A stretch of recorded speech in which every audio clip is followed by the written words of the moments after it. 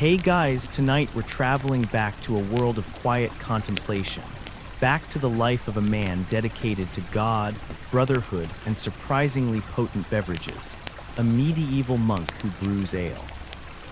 You've probably seen them in movies, quietly chanting, illuminating manuscripts, or perhaps dispensing wisdom with serene smiles.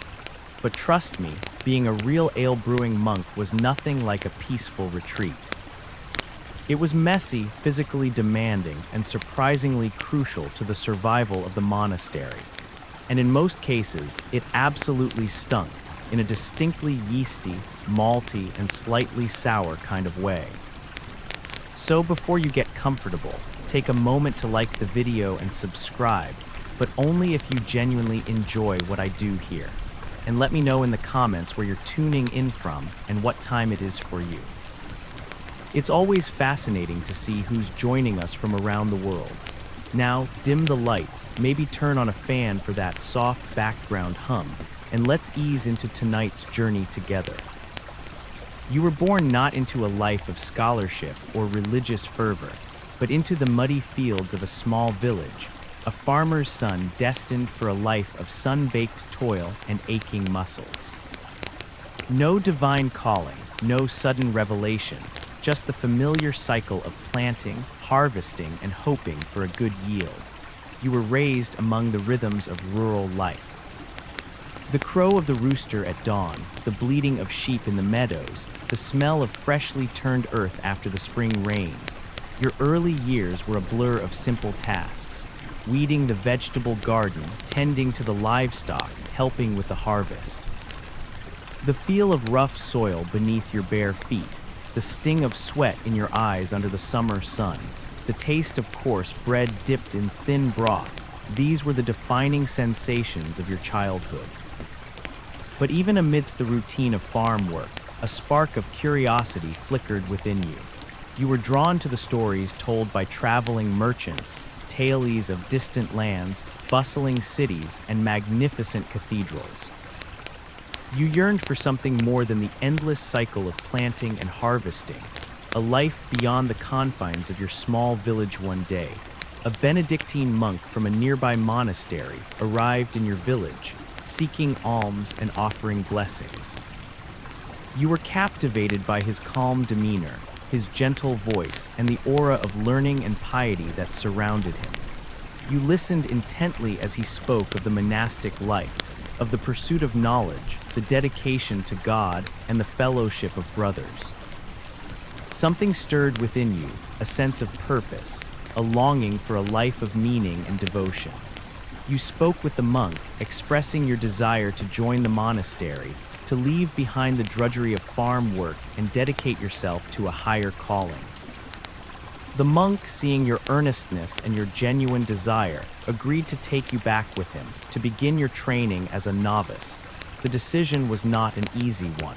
Your parents, though devout, were reluctant to see you leave. They needed your help on the farm, and they feared the hardships of the monastic life. But they also recognized your yearning for something more, your desire to serve God and to pursue a life of learning. With heavy hearts, they gave their blessing, entrusting you to the care of the Benedictine monk and the community of brothers. You left your village with a mixture of excitement and trepidation, leaving behind the familiar rhythms of rural life for the unknown challenges and rewards of the monastic world. You didn't know that soon that you will be using all of those farmer skills to help brewing ale. Historians still argue about the precise motivations for individuals entering monastic life during the medieval period, with some emphasizing genuine religious devotion and others highlighting social and economic factors. One mainstream historical fact is that monasteries were key centers of literacy, learning, and preservation of classical texts during the Middle Ages. Some monasteries were known for their elaborate practical jokes, providing a bit of levity amidst the strict religious life. The monastery looms in the distance, a cluster of stone buildings nestled amidst rolling hills, a beacon of faith and learning in a world often consumed by darkness and strife. As you approach, you hear the faint sounds of chanting emanating from the chapel, the rhythmic tolling of the bell calling the brothers to prayer, and the distant murmur of activity from the workshops and fields. The air is thick with the scent of incense, wood smoke, and something else, something more earthy and enticing, the sweet, malty aroma of brewing ale. You soon learn that within the walls of this sacred place, ale is more than just a beverage. It's a vital part of monastic life, a source of sustenance, a symbol of hospitality, and a carefully crafted product of skill and tradition. You quickly discover that ale is essential for a lot of things such as quenching thirst after hours of prayer and labor, supplementing a diet that often lacks in nutrients, and providing a safe alternative to water, which is frequently contaminated and unsafe to drink. But you find that the ale is more than just a practical necessity. It is a gift from God, a source of comfort and fellowship, and a way to celebrate the joys of life, even within the confines of the monastery. You learn that the brewing of ale is not merely a chore or a task, but an art, a craft, and a sacred duty, entrusted to those brothers who possess the skill, patience, and dedication to produce the best possible brew. You are drawn to the brewery, captivated by the process, the aromas, and the sense of purpose that permeates the air. The monastery's brewery is a separate building, a stone structure with a large hearth, a copper kettle, and rows of wooden barrels. The air is warm and humid, filled with the sweet scent of malt, the spicy aroma of hops, and the yeasty tang of fermentation. The brothers who work in the brewery are a close-knit group, a brotherhood within the brotherhood, bound together by their shared craft and their dedication to producing the monastery's ale. They are skilled brewers, knowledgeable about every step of the process, from the selection of the finest barley to the careful monitoring of the fermentation. You begin your apprenticeship under their watchful eyes, eager to learn the secrets of their trade and to contribute to the monastery's brewing tradition. You quickly discover that brewing ale is not an easy task. It requires hard work, patience, and attention to detail. The days are long and demanding, filled with physical labor, meticulous measurements, and constant monitoring of the brewing process. You learn to recognize the different types of barley, to assess their quality, and to prepare them for malting. You learn to steep the barley in water, to spread it out on the malting floor, and to turn it regularly to ensure even germination. The feel of the damp barley between your fingers, the earthy smell rising from the malting floor, the careful attention required to prevent mold or spoilage. These are the first lessons of your apprenticeship. You discover how you need balance in what you do. Too much heat, too little water, and the batch could be ruined. You also discover just how physical the job can be. You learn to handle the heavy sacks of grain, to haul water from the well, and to tend the fire beneath the brewing kettle. The ache in your muscles, the sweat on your brow, the constant heat of the fire, these are the physical realities of your new calling. But you also find a sense of satisfaction in the work, a feeling of accomplishment in contributing to the monastery's well-being, and a sense of connection with the brothers who share your craft. Historians still argue about the precise recipes used in medieval monastic brewing, as written records are scarce and often cryptic. One mainstream historical fact is that monasteries often had a cellarer responsible for managing food and drink supplies, including ale. Some believed that specific chants or prayers said during the brewing process could influence the ale's quality, imbuing it with divine favor. The quality of the monastery's ale depends not only on the skill of the brewers, but also on the quality of the ingredients. Sourcing the finest barley, hops, and water becomes a crucial part of your monastic duties, a task that takes you beyond the walls of the monastery and into the surrounding countryside. You learn to appreciate the subtle differences in each ingredient, the way they contribute to the final flavor and character of the brew barley, is the primary ingredient, the foundation of the ale. The monastery cultivates its own barley fields, but also relies on local farmers to supplement their supply. You are tasked with visiting these farms, assessing the quality of their barley, and negotiating a fair price. You learn to recognize the signs of healthy barley, plump, golden kernels free from mold or pests. The feel of the dry barley in your hand, the earthy smell of the grain, the shrewd bargaining with the farmers. These are the skills you develop as the monastery's barley procurer. You learn that some farmers might try to pass off inferior grain, hoping to deceive you with clever words or hidden flaws. You must be vigilant, examining each sample carefully, trusting your senses and your knowledge of the craft. The monastery also needs hops. The monks use hops to balance the sweetness of the malt and to add bitterness and aroma to the ale. Hops also act as a preservative, helping to keep the ale fresh for longer.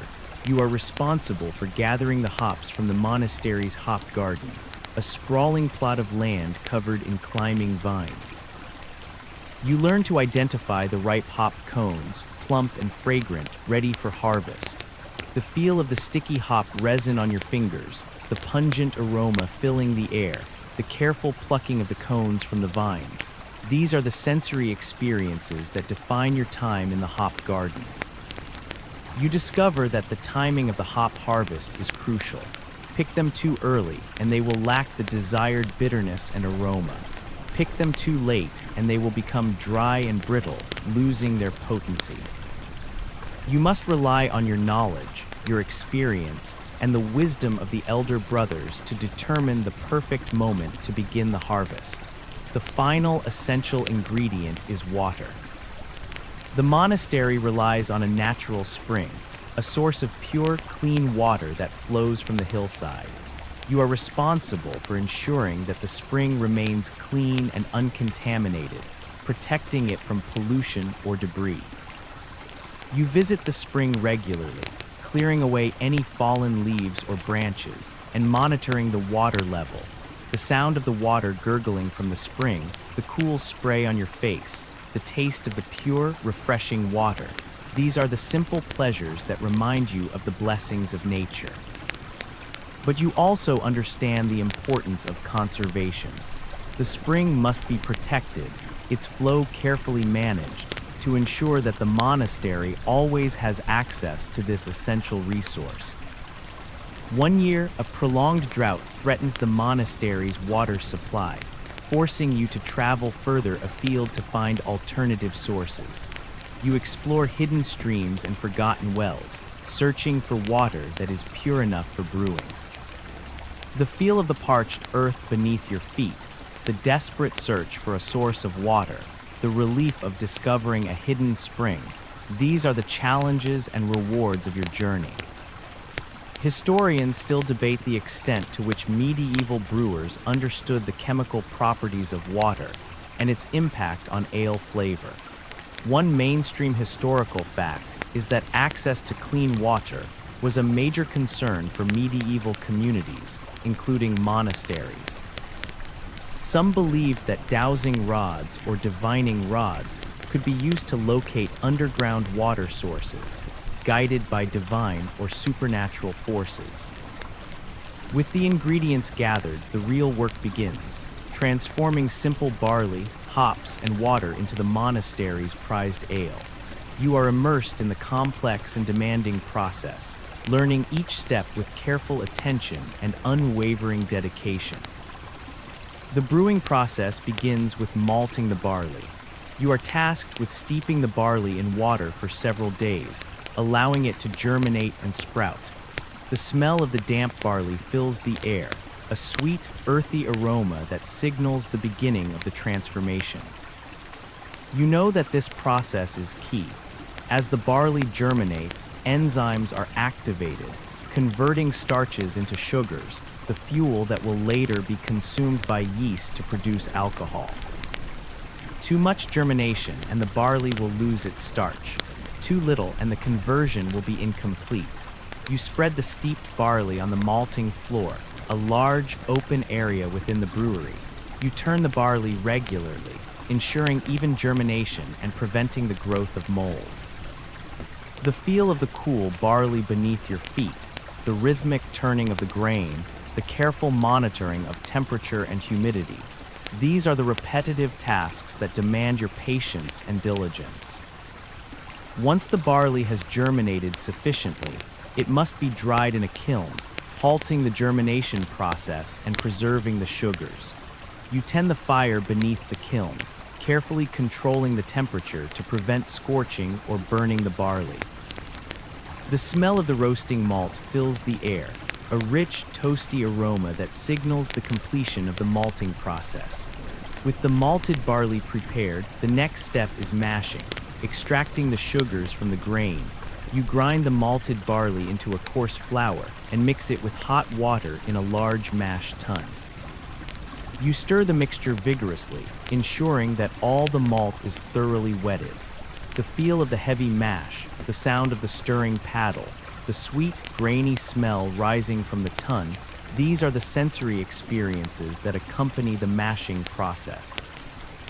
As the mash sits, enzymes convert the remaining starches into sugars, creating a sweet, sugary liquid known as wort.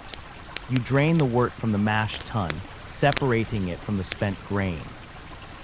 The spent grain is not discarded, but used as feed for the monastery's livestock, demonstrating the monks' resourcefulness and their respect for nature. The wort is then transferred to the brewing kettle, a large copper vessel heated by a wood fire.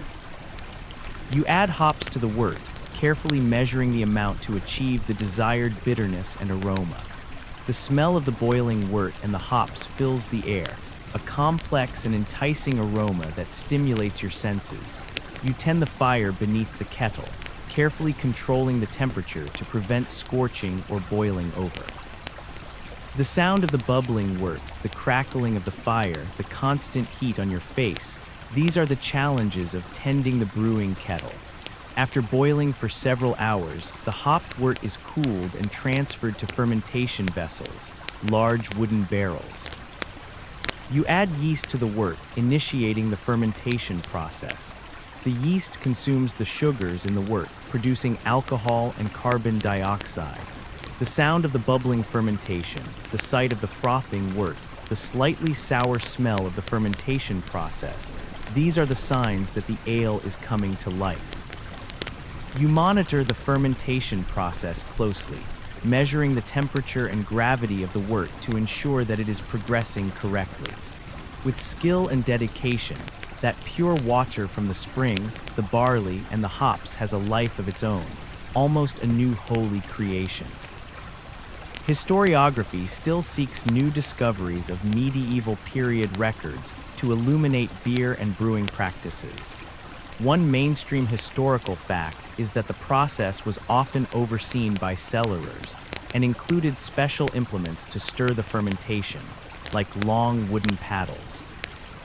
Many monks in their limited spare time had pets, which were usually cats, to ward off rats that often tried to get into the beer stores. The fermentation process is complete, but the journey is not yet over. The newly brewed ale must be tasted, assessed, and refined to meet the monastery's exacting standards. This task falls to you and the other experienced brewers, a delicate process of sensory evaluation and subtle adjustments. You carefully draw a sample of ale from the fermentation vessel, pouring it into a clean wooden cup. You hold the cup to the light, examining the color and clarity of the brew. The ale should be clear and bright, free from sediment or cloudiness. You inhale deeply, savoring the aroma. The ale should have a complex aroma, a blend of malt, hops, and yeast, with no off flavors or undesirable odors. The sweet malt scent and the more sour yeast scent filling your nostrils. You take a small sip, allowing the ale to coat your tongue. You focus on the flavor, the balance of sweetness, bitterness, and acidity. The ale should be flavorful and refreshing, with a clean, crisp finish. The slight bitter flavor coating your tongue, mixed with the more smooth and sweet taste of barley. You assess the body of the ale, the mouthfeel, the sense of fullness and texture. The ale should be smooth and creamy, with a pleasant, lingering finish. You compare the ale to previous batches, noting any differences in color, aroma, flavor, or body. You consult with the other brewers, sharing your observations and seeking their opinions. Together, you analyze the brew, identifying any flaws or shortcomings. If the ale is too sweet, you may add more hops to increase the bitterness. If it is too bitter, you may blend it with a sweeter batch. If it is lacking in body, you may adjust the mashing process to extract more sugars from the malt. The entire tasting and perfecting process is time-consuming, but it is essential to maintaining the quality of the monastery's ale. You take pride in your ability to discern subtle differences in flavor and aroma, to identify the precise adjustments needed to create a perfect brew. You become intimately familiar with every aspect of the monastery's ale, from the selection of the ingredients to the final tasting and refining. You learn to trust your senses, to rely on your experience, and to collaborate with your fellow brewers to achieve a common goal, producing the best possible ale for the monastery and its guests. Over time, you begin to develop your own unique style of brewing, incorporating your personal preferences and insights into the monastery's tradition. You experiment with different types of hops, different mashing techniques, and different fermentation temperatures, always striving to improve the quality and character of the ale. Sometimes your experiments are successful, resulting in a new and improved brew that delights the brothers and earns you praise from the abbot. Other times your experiments fail, producing a batch of ale that is sour, bitter, or otherwise undrinkable. You learn to accept these failures as part of the learning process, recognizing that even the most experienced brewers make mistakes from time to time. You analyze your mistakes, identifying the cause of the problem and learning from your errors. The other monks understand when mistakes happen, and they appreciate the effort that goes into brewing. Sometimes one of the older monks gives small bits of insight, which helps, but not always. Historians still argue about the specific methods medieval brewers used to control fermentation temperatures before the invention of modern thermometers. One mainstream historical fact is that monks often kept detailed records of their brewing activities, including recipes, ingredient sources, and tasting notes. Some believed that playing specific musical instruments or singing certain songs during the fermentation process could influence the ale's flavor, adding a touch of magic to the brewing process. The ale is brewed, tasted, and perfected. Now it must be stored properly, ensuring that it remains fresh and flavorful for as long as possible. You are entrusted with the care of the monastery's cellar, a cool, dark, and damp space beneath the brewery, where the barrels of ale are stored. You learn that the cellar is a crucial part of the brewing process, a place where the ale continues to mature and develop its character. The temperature in the cellar must be carefully controlled, kept cool, and consistent to prevent spoilage or unwanted fermentation. You monitor the temperature regularly, adjusting the ventilation as needed to maintain the ideal conditions. The musty smell and dampness coat your nostrils. You inspect the barrels regularly, checking for leaks or signs of damage. Any leaks could introduce unwanted bacteria or air, spoiling the ale. You use a bung hammer to tighten the bungs, the wooden stoppers that seal the barrels, preventing air from entering and carbon dioxide from escaping. You keep the cellar clean and organized, preventing the growth of mold or mildew. You sweep the floor regularly, removing any spilled ale or debris. You label each barrel carefully, noting the type of ale, the date of brewing, and any special instructions. The dim lighting of the cellar casts long shadows, creating an atmosphere of mystery and reverence. You feel a sense of responsibility, knowing that the quality of the monastery's ale depends on your diligence and care. you understand that the cellar is more than just a storage space. It is a sanctuary, a place where the ale is nurtured and protected. The monks also use the ale for trading. With that, a few monks get to leave the monastery and journey. You assist with the preparation for these journeys. You help load the barrels onto carts, securing them tightly to prevent them from shifting or falling. You accompany the monks on their journeys, helping to unload the barrels at their destination and to collect payment for the ale.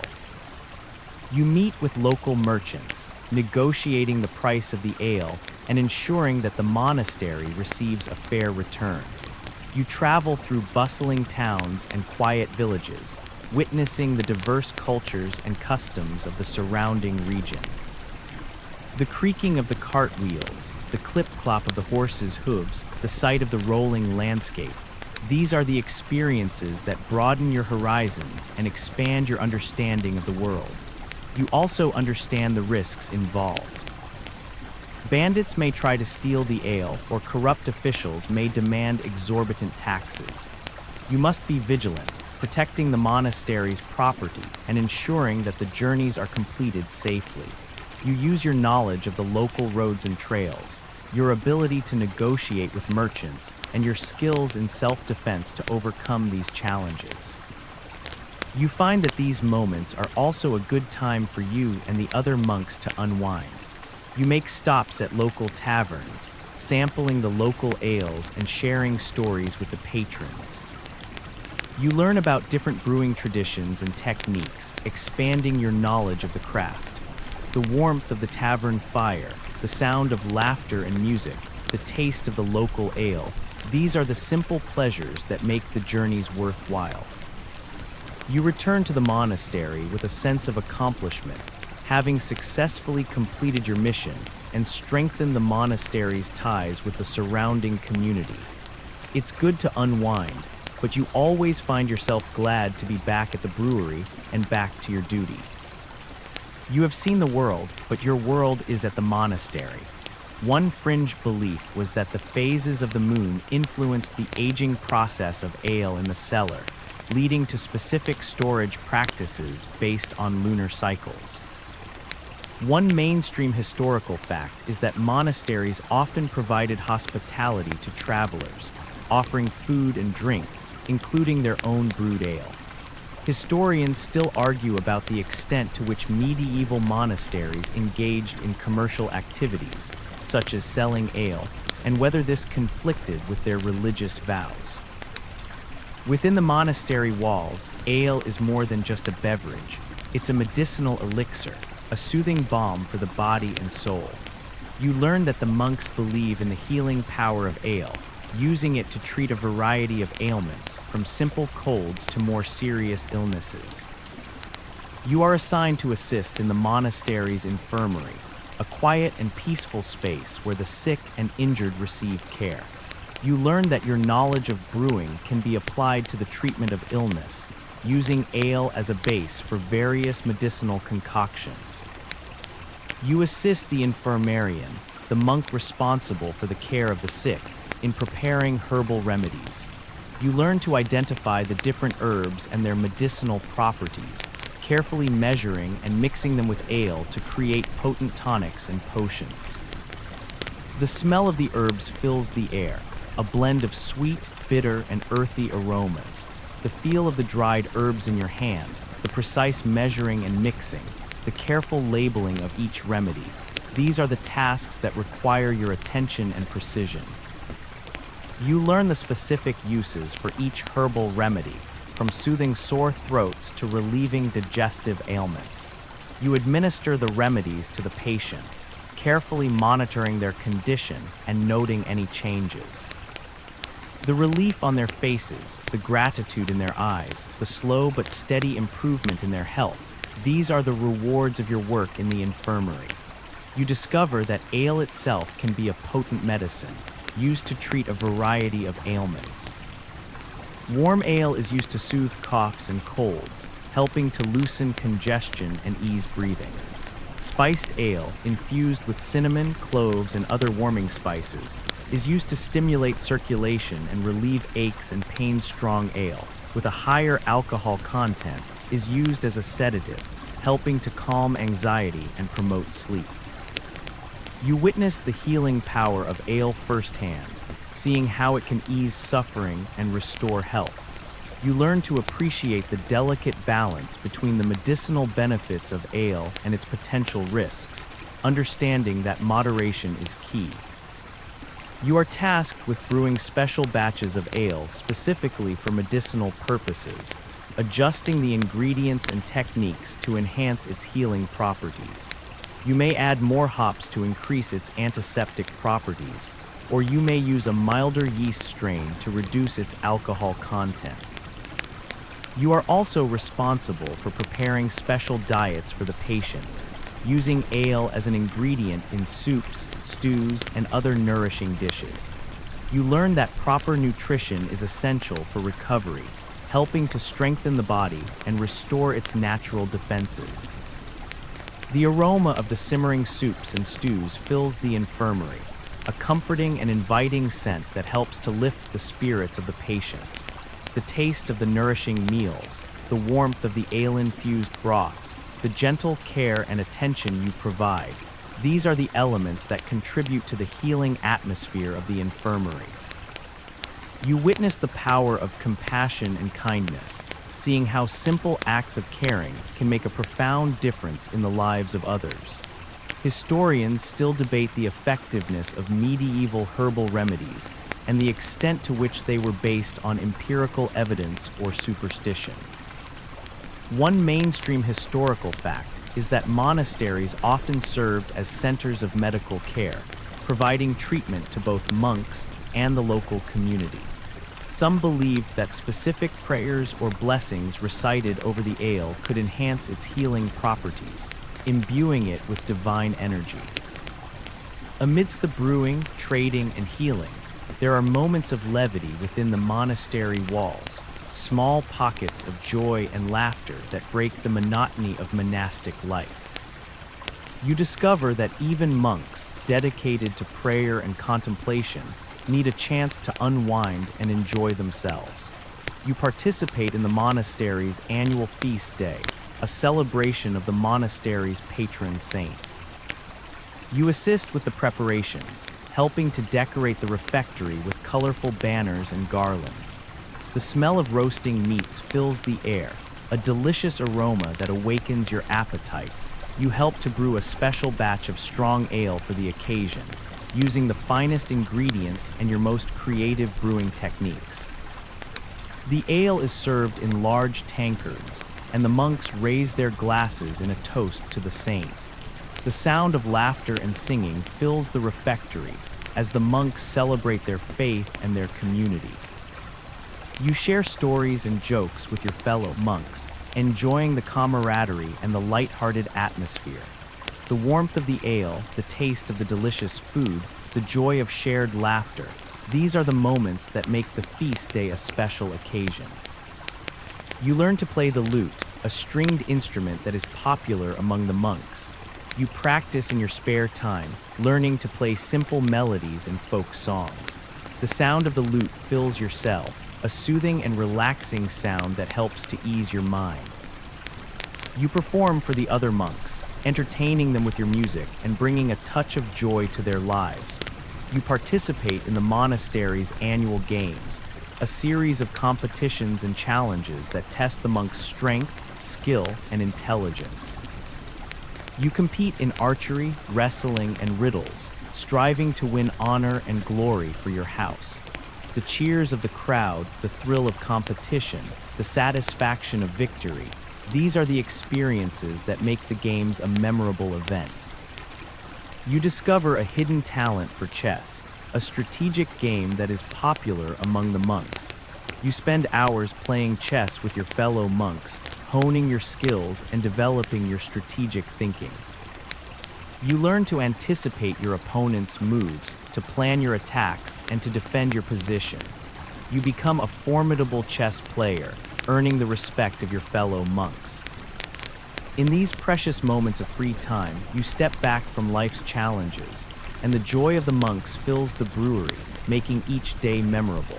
The taste of victory as you best a fellow monk in a game, the relief of laughter shared after a mistake, the satisfaction of creating something beautiful with music, all makes the monastery that much better.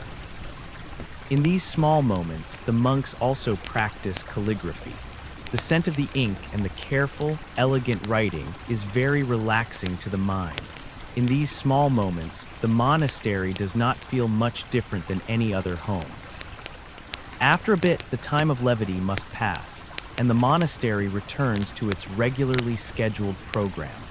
One mainstream historical fact is that medieval monasteries often engaged in various forms of recreation, including games, music, and storytelling. A quirky or fringe tidbit: some believed that certain types of laughter were displeasing to God, and monks were encouraged to laugh in a restrained and dignified manner. Historians still argue about the extent to which medieval monks were able to express their individuality and creativity within the constraints of monastic life. Life in the monastery is not without its challenges. The outside world, with all its complexities and dangers, often casts a long shadow over the tranquil existence of the monks. You learn that the monastery is not immune to the political turmoil, economic hardships, and social unrest that plague the surrounding region. You become aware of the constant threat of war, as rival lords and kingdoms clash over territory and power.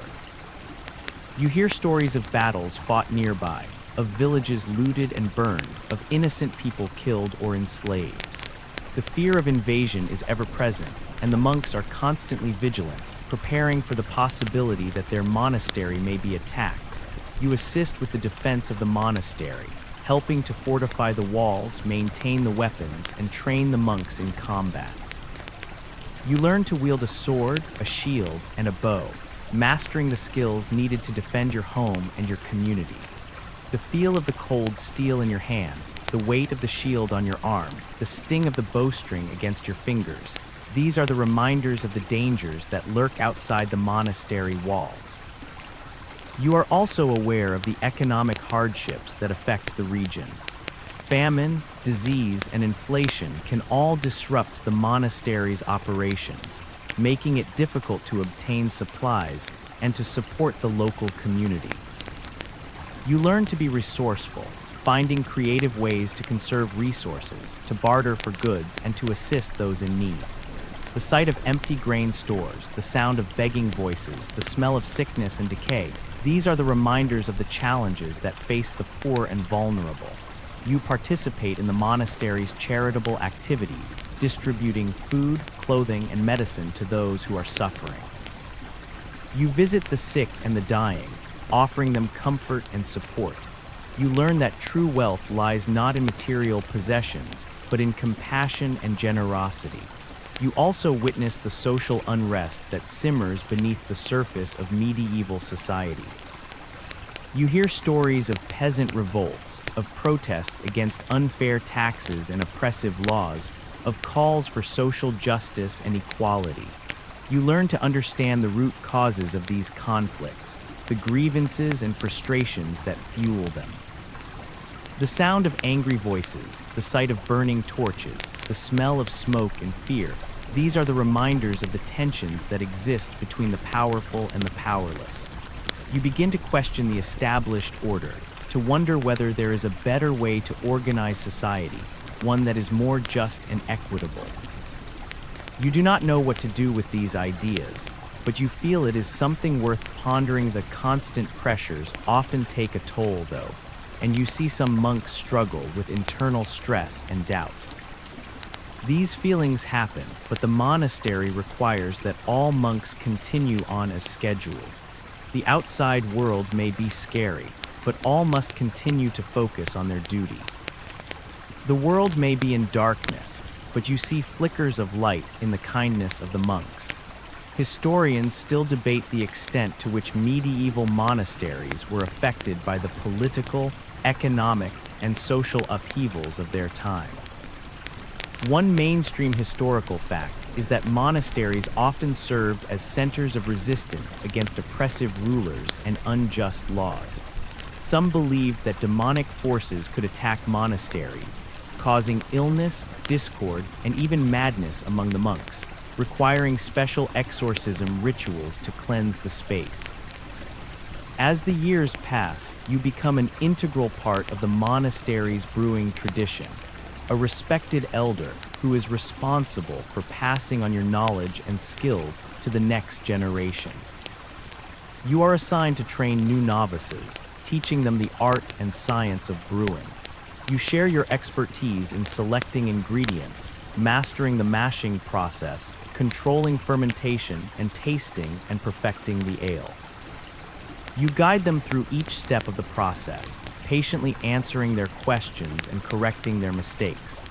The sight of eager young faces, the sound of questioning voices, the feel of their hands learning to work with the tools and ingredients, these are the rewards of teaching you. Instill in them the values of hard work, attention to detail, and respect for tradition.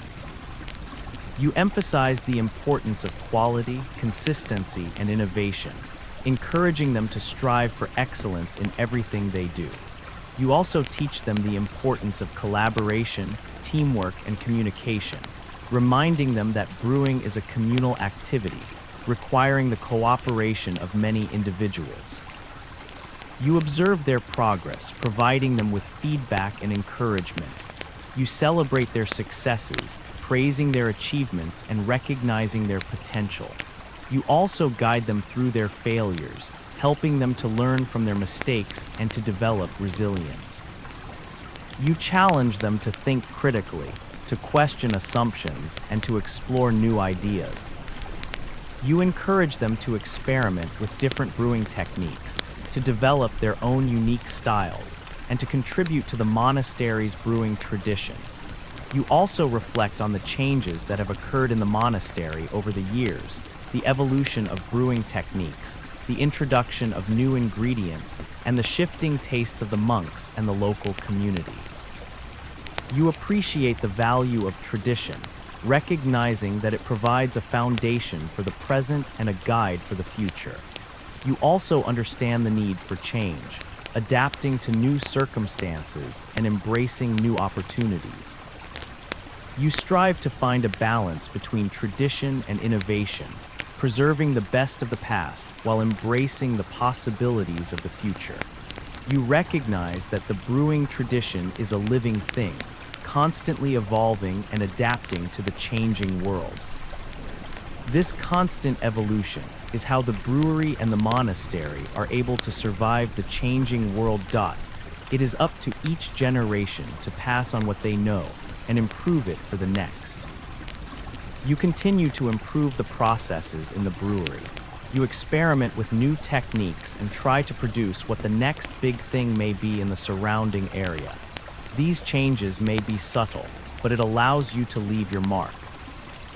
Historians still debate the extent to which medieval brewing practices were influenced by oral traditions and the transmission of knowledge from one generation to the next.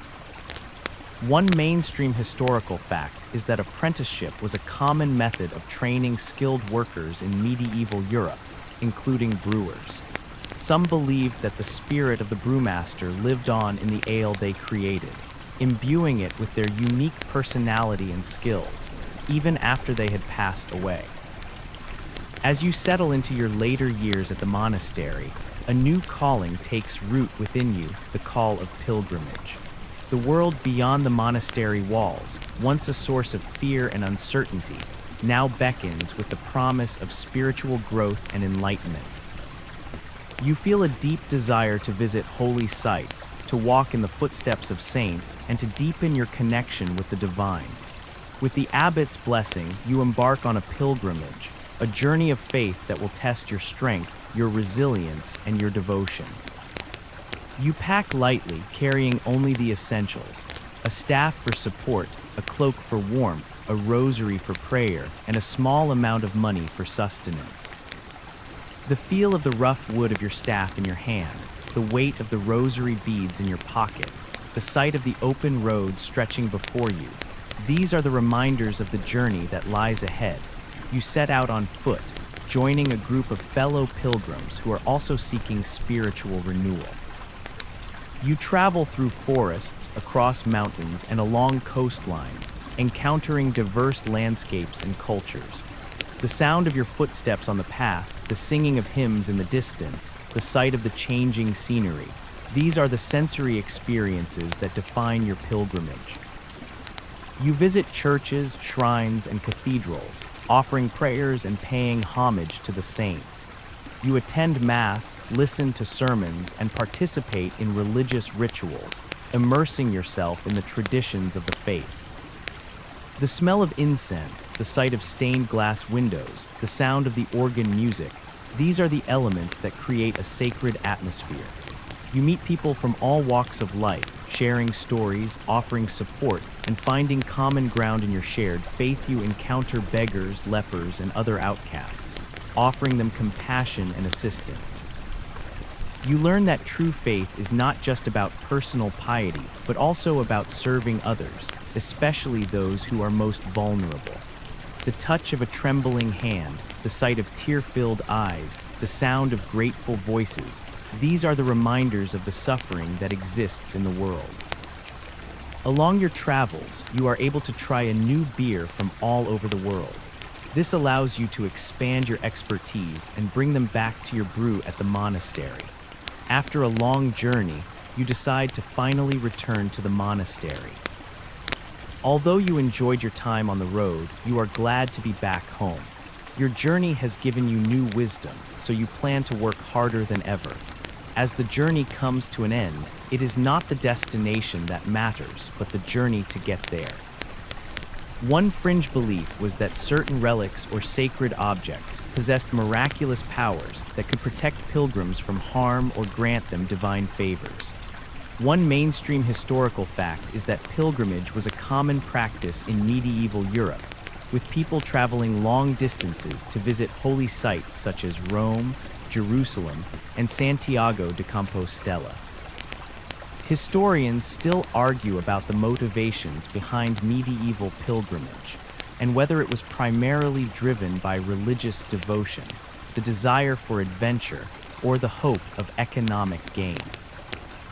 Returning to the monastery, you find yourself changed by your experiences on the pilgrimage. The world seems both larger and smaller, more daunting and more precious.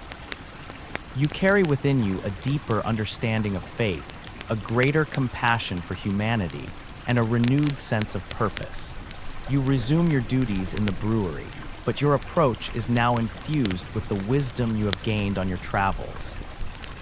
You experiment with new ingredients and brewing techniques, inspired by the flavors and aromas you encountered in different regions. The taste of exotic spices, the smell of unfamiliar herbs, the sight of colorful fruits, these are the sensory memories that fuel your creativity. You begin to incorporate these new elements into your ales, creating unique and innovative brews that capture the essence of your pilgrimage. You create an ale infused with lavender, inspired by the fields of Provence. You brew a spiced ale with cinnamon and cloves, reminiscent of the markets of the East. You craft a dark ale with roasted barley, capturing the smoky flavors of the Scottish Highlands. These new ales become popular among the monks and the local community, attracting visitors from far and wide who are eager to sample your creations. You also share your stories and experiences with the other monks, inspiring them to embark on their own journeys of self-discovery. You encourage them to explore the world, to learn from different cultures, and to deepen their connection with the divine. You become a mentor and a guide, sharing your wisdom and offering your support to those who are seeking spiritual growth. You also use your newfound knowledge to improve the monastery's charitable activities. You begin to brew special ales for the poor and the sick, using your skills to provide them with nourishment, comfort, and healing.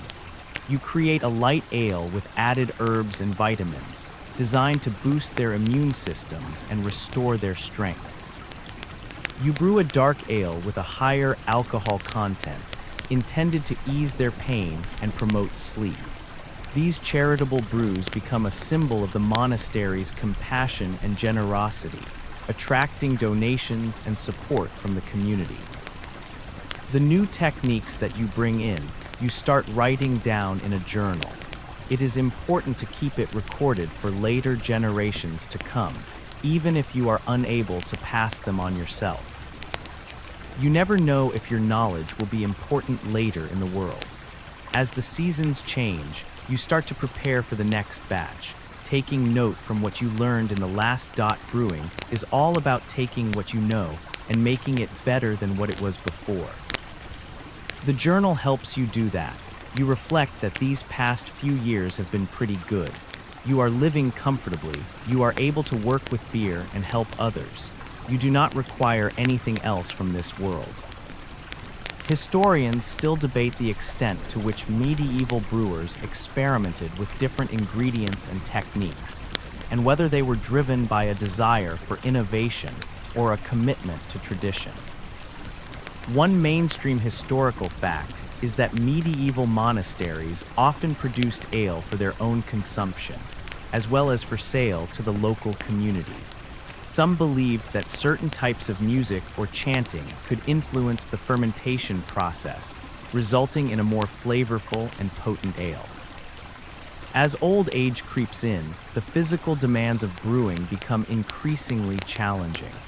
The long hours spent on your feet, the heavy lifting, and the exposure to extreme temperatures take a toll on your body. You find yourself tiring more easily, your joints aching, and your eyesight dimming. You realize that you can no longer perform all the tasks you once did, and you begin to rely more heavily on your apprentices and fellow monks. You accept your limitations with grace and humility, recognizing that it is time to pass on the torch to the next generation. You focus your energy on teaching, mentoring, and overseeing the brewing process, sharing your wisdom and expertise with those who will carry on your legacy. You spend hours in the brewery, observing your apprentices as they work, offering them guidance and encouragement. You share stories of your past experiences, both successes and failures, imparting valuable lessons that will help them to navigate the challenges of brewing. You also reflect on your own life, contemplating the meaning of your existence, the impact you have had on the world, and the legacy you will leave behind.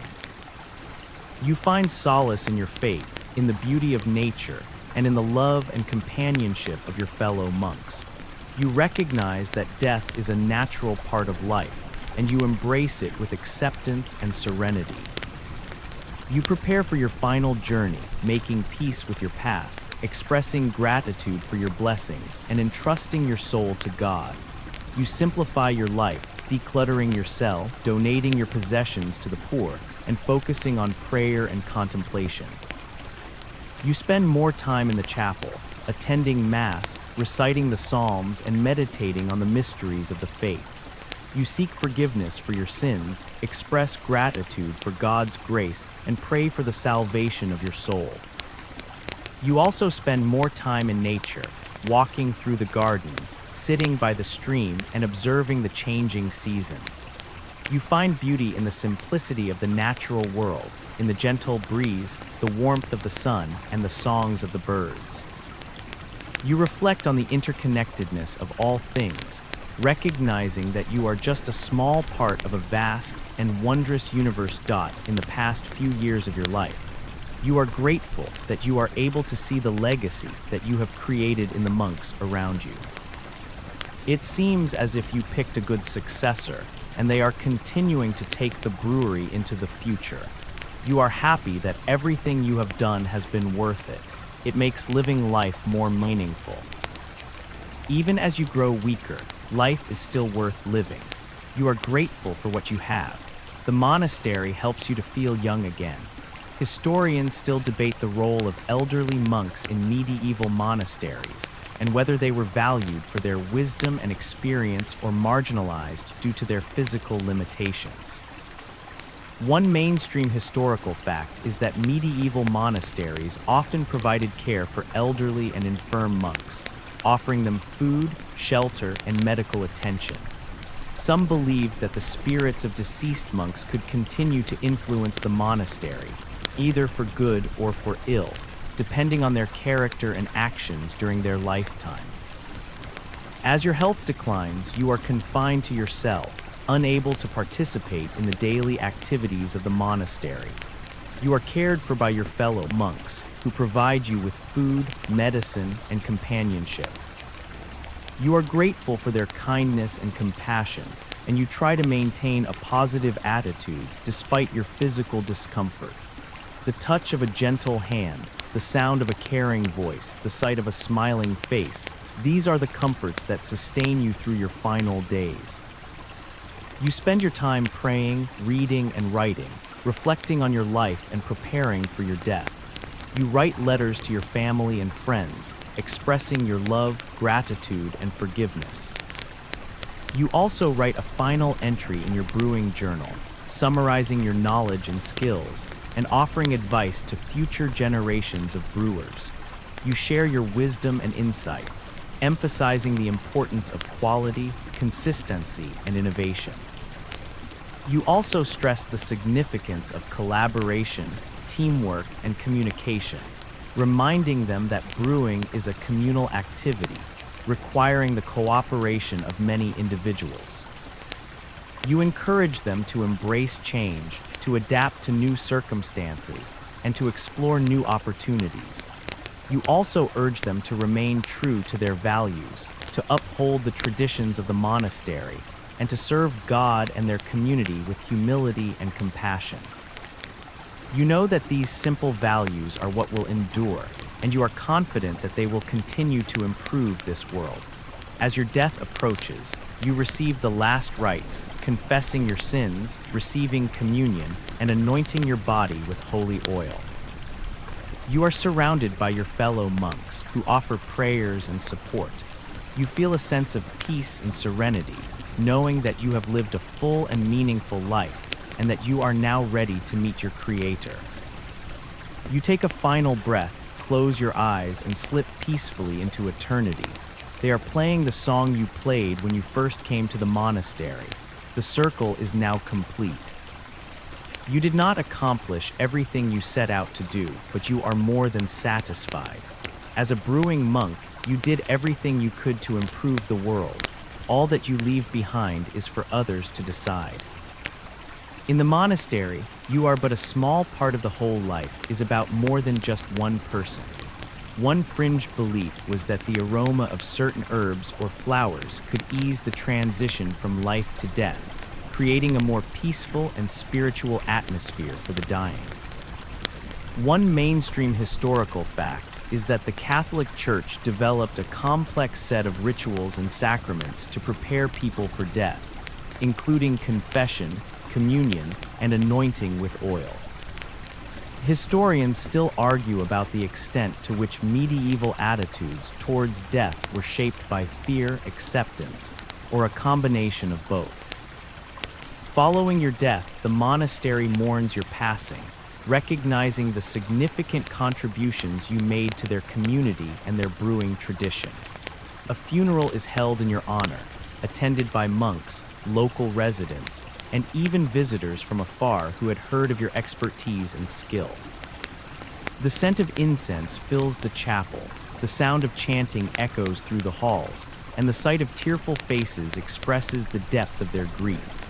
You are remembered as a kind and compassionate soul, a skilled and innovative brewer, and a wise and inspiring mentor.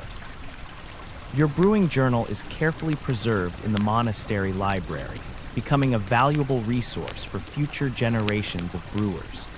Your ales continue to be brewed, following your recipes and techniques, and they become known throughout the region as a testament to your legacy. Pilgrims visit the monastery, eager to sample your creations and to learn about your life. Your story is told and retold, becoming a part of the monastery's folklore, inspiring countless individuals to pursue their passions, to embrace their faith, and to serve their communities. The legacy that you created in this lifetime is more than enough. You helped to push the monastery to its peak. It is unlikely anyone will be able to do more than you, and that is okay. Each person is unique, and although you might not be the best in all aspects, you helped guide others to become better than you. Years later, the monastery flourishes, attracting new monks, expanding its operations, and continuing to serve as a center of faith, learning, and brewing. Your memory lives on, not just in the brewing journal and the ales that bear your name, but also in the hearts and minds of those who were touched by your life. Your story becomes a symbol of the enduring power of the human spirit, the transformative potential of faith, and the lasting legacy that can be created through dedication, compassion, and service. As the sun sets on the monastery, casting long shadows across the valley, the echoes of your laughter, your prayers, and your brewing can still be heard, a reminder that even in death, your spirit continues to inspire. The songs and tales of you are passed down from generation to generation. Although many may not know the full details, many still know of your name. That is more than enough for you. It makes you glad to know that what you did had an impact on others. As one of the best brewers in the brewery, you are proud to be able to contribute to something greater than yourself. As you reflect on what the new monks are learning, you can see what is to come for the monastery. It will continue to survive and hopefully thrive. They will be the future. It will be their turn to do as you once did.